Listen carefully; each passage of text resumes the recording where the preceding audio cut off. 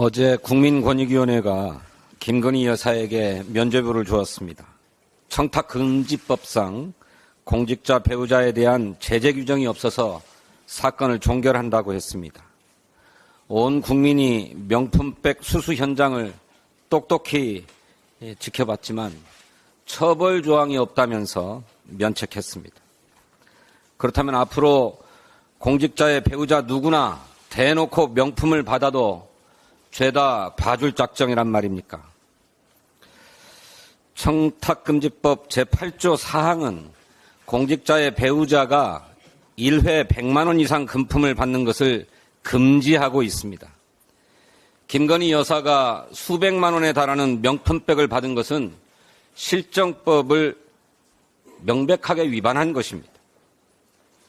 같은 법 제9조는 공직자는 배우자가 금지 금품을 받을 때 제공자에게 지체 없이 반환하거나 소속 기관장에게 인도해야 한다고 규정하고 있습니다. 또 그런 사실이 있음을 서면으로 신고해야 한다고도 하고 있습니다. 그렇게 하지 않으면 공직자는 3년 이하 징역 또는 3천만 원 이하 벌금에 처하게 됩니다. 과연 윤석열 대통령은 법이 규정한 대로 시행한 것입니까? 명백한 법률 위반에 처벌 규정까지 엄연히 존재하는데도 권익위는 아닌 척, 모르는 척 했습니다. 이로써 김건희 특검법 도입의 명분이 더욱 분명해졌습니다. 살아있는 권력을 향한 국가기관들의 알아서 봐주기를 더는 좌시할 수 없습니다. 민주당은 김건희 특검법을 재발의하고 신속하게 처리할 것입니다. 검찰도 권력 눈치보기를 멈추고 즉각 김 여사부터 소환 조사하기 바랍니다. 윤석열 정부는 석유가 아니라 양파라도 채굴할 작정인 모양입니다. 동해 석유 매장 가능성 검토를 맡았던 액트지오를 둘러싼 의혹이 까도 끝이 없습니다. 액트지오가 세금을 체납해서 법인으로서의 자격이 4년간 정지된 상태였고, 그런데 석유공사는 이런 무자격 업체와 계약을 체결했음이 드러났습니다.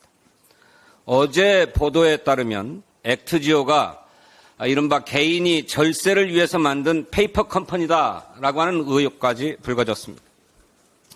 또 다른 보도에서는 탐사자료 정밀 분석 결과를 검증한 해외 전문가가 바로 그 액트지오 소유주인 빅토르 아브레우 고문의 2003년 논문에 공동저자로 참여한 이력도 드러났습니다.